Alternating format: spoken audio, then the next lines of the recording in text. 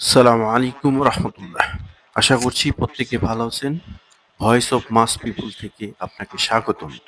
আজকে আমরা আমাদের আলোচনার বাংলাদেশের রাজনীতি এবং এর ভবিষ্যৎ তৃতীয় পর্ব নিয়ে আশা করছি আমাদের সঙ্গে থাকবেন। তো চলুন শুরু করা যাক। অবশেষে আইনি কাঠামোর মধ্যে আসছে ডক্টর ইউনূস এর নেতৃত্বে গঠিত অন্তর্বর্তী সরকার। সংবিধানের পঞ্চদশ সংশোধনীর ফলে নির্দলীয় তত্ত্বাবধায়ক সরকার বিলুপ্ত হওয়ায় বর্তমানে সংবিধানে তত্ত্বাবধায়ক বা অন্তর্বর্তী সরকার ব্যবস্থা বা প্রধান উপদেষ্টা বা উপদেষ্টার পদ বলে কিছু নেই। এ কারণে অন্তর্বর্তী সরকারের আইনি ভিত্তি নিয়ে যাতে প্রশ্ন না ওঠে, সেজন্য 19শে সেপ্টেম্বর অন্তর্বর্তী সরকার অধ্যাদেশ 2024-এর খসড়া চূড়ান্ত অনুমোদন দেয় প্রধান উপদেষ্টা এবং উপদেষ্টা পরিষদ। আইন ও বিচার বিভাগ প্রণীত এ অধ্যাদেশ জারি হলে আদালতে বৈধতার প্রশ্ন তুলে এই অন্তর্বর্তী সরকারকে অবৈধ বা বাতিল করা যাবে না। আর ত্রয়োদশ জাতীয় সংসদ নির্বাচনের মাধ্যমে নির্বাচিত নতুন প্রধান মন্ত্রী দায়িত্ব নেওয়ার দিন পর্যন্ত বর্তমান সরকারের মেয়াদ হবে। এর আগে সংবিধানে নির্দলীয় তত্ত্বাবধায়ক সরকার ব্যবস্থার মেয়াদ ধরা ছিল 90 দিন। অন্তর্বর্তী সরকারের কাজ কি হবে তাও চূড়ান্ত করা অধ্যাদেশে ঠিক করে দেওয়া হয়েছে। এ সংক্রান্ত ধারায় বলা হয়েছে, অন্তর্বর্তী সরকার একটি অস্থায়ী বা সাময়িক সরকার হিসাবে দায়িত্ব পালন করবে। অধ্যাদেশটির খসড়া রাষ্ট্রপতির সিদ্ধান্তের গ্রহণের ক্ষমতা প্রসঙ্গে বলা হয়েছে, বিদ্যমান অন্যান্য আইনে যা কিছু বলা থাকুক না কেন, অন্তর্বর্তী সরকারের সময় প্রধান উপদেষ্টার পরামর্শ নিয়ে রাষ্ট্রপতিকে কাজ করতে হবে। জরুরি অবস্থা ঘোষণার বৈধতার জন্য প্রধান উপদেষ্টার পরামর্শ নিতে হবে। কবে নাগাদ অন্তর্বর্তী সরকার অধ্যাদেশ জারি হতে পারে তা নিশ্চিত করে বলা যাচ্ছে না। এদিকে আগামী 2 থেকে 3 মাসের মধ্যে নির্বাচনী রোডম্যাপ চায় বিএনপি। এ সময়ের মধ্যে অন্তর্বর্তী সরকার রোডম্যাপ স্পষ্ট না করলে মার্চ বা এপ্রিলে রাজপথে নামবে দলটি। গতকাল সোমবার রাতে বিএনপির সর্বোচ্চ নীতি নির্ধারণী ফোরামে স্থায়ী কমিটির বৈঠকে এই সিদ্ধান্ত নেওয়া হয়। এতে দলটির ভারপ্রাপ্ত চেয়ারম্যান তারেক রহমান ভার্চুয়ালি যুক্ত ছিলেন। দ্য ডেইলি স্টারকে বিএনপির স্থায়ী কমিটির সদস্য ইকবাল হাসান মাহমুদ টুকু বলেন, নির্বাচনের কোনো রোডম্যাপ না থাকায় প্রায় প্রত্যেক খাতে বিশৃঙ্খলা দেখতে পাচ্ছি। আইন শৃঙ্খলা পরিস্থিতির উন্নতি হয় নাই। নিত্য প্রয়োজনীয় জিনিসপত্রের দাম আকাশচুম্বী হচ্ছে। স্থায়ী কমিটির বৈঠকে বেশ কয়েকজন নেতা বলেন, নির্বাচন অনুষ্ঠানের জন্য সরকারকে একটি যৌক্তিক সময় দেওয়া উচিত, যা 1 বছরের বেশি নয়। প্রতিবেদনে বলা হচ্ছে, ডক্টর মোহাম্মদ ইউনূসের নেতৃত্বাধীন বাংলাদেশের অন্তর্বর্তী সরকারের উদ্যোগ এবং দুর্নীতির বিরুদ্ধে লড়াইয়ে পাশে থাকার কথা জানিয়েছে ইউরোপিয়ান ইউনিয়ন। ঢাকায় নিযুক্ত ইউর রাষ্ট্রদূত মাইকেল মিলার ও সফররত এক্সটার্নাল অ্যাকশন সার্ভিসের এশিয়া ও প্যাসিফিক বিভাগের পরিচালক পাওলা পাম্পোলিনি প্রধান উপদেষ্টার সাথে সাক্ষাৎ শেষে একথা বলেন। ইউরোপীয় ইউনিয়নের 27টি সদস্য রাষ্ট্র বাংলাদেশের অন্তর্বর্তী সরকারকে সমর্থন করে বলে পাওলা পাম্পোলিনি প্রধান উপদেষ্টাকে জানান। তিনি বলেন, বার্তা খুবই স্পষ্ট, ইউরোপীয় ইউনিয়ন আপনার সাথে আছে। আমরা আপনার সংস্কারকে সমর্থন করতে চাই।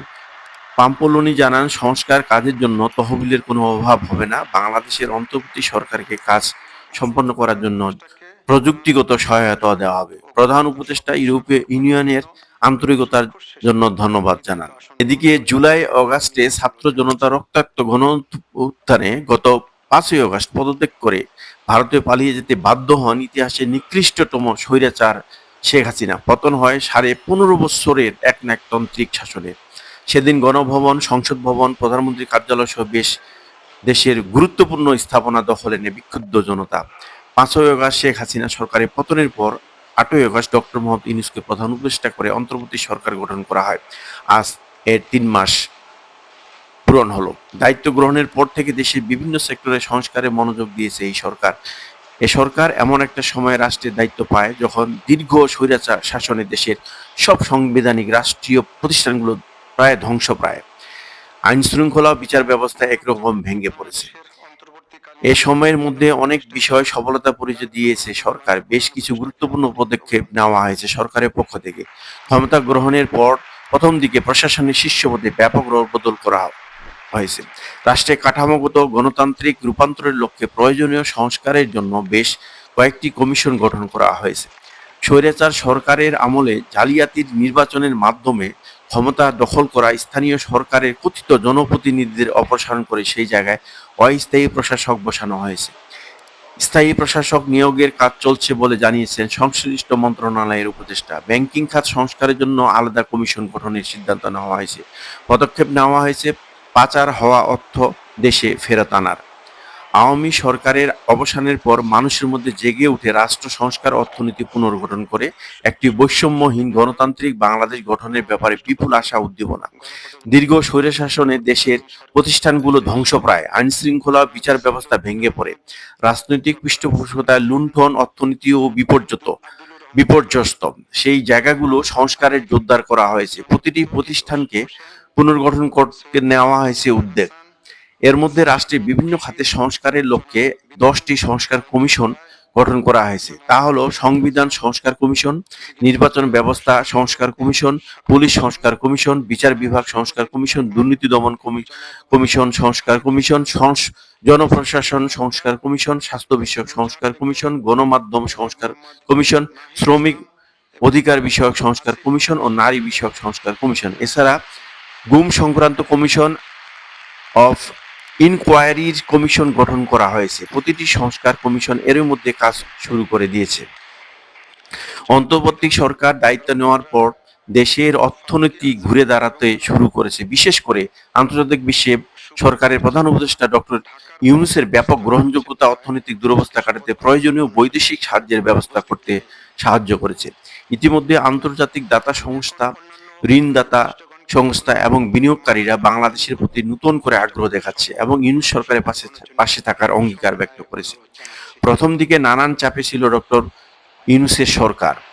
নতুন সরকারের কাছে একের পর এক দাবি দাওয়া নিয়ে হাজির হতে থাকেন বিভিন্ন মহলের লোকজন। কেউ আসেন চাকরি জাতীয়করণের জন্য, কেউ গুম হওয়া ব্যক্তিদের সন্ধানের জন্য।